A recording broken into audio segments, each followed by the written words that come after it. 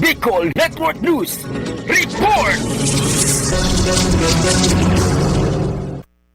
Aktibong namahagi ng karagdagang tulong ang Department of Social Welfare and Development Bicol sa mga pamilya na naapektuhan ng bagyong Enteng sa Camarines Sur. Kaugnay nito, sa pamamagitan ng Assistance to Individuals in Crisis Situation Program ng DSWD Bicol, binisita ng ahensya ang pamilya ng 4 na biktimang nasawi at mga nasugatan at nagbigay ng karagdagang tulong sa mga ito. Kasama sa nasabing asistensya ay ang mga pagkain, funeral support at psychosocial intervention para sa mga namatayang pamilya. Patuloy rin ang pakikipag-ugnayan ng kagawaran sa lokal na gobyerno ng Mercedes Camarines Norte upang makapagbigay ng kaukulang tulong at suporta sa 13 mangingisda na nasagip at 4 pang individual na nawawala. Samantala, ang inisyatibong ito ay parte ng intensified relief efforts ng DSWD Bicol sa pamumuno ni Regional Director Norman Laurio upang mabilis na matugunan ang pangangailangan ng mga pamilyang apektado ng nasabing kalamidad.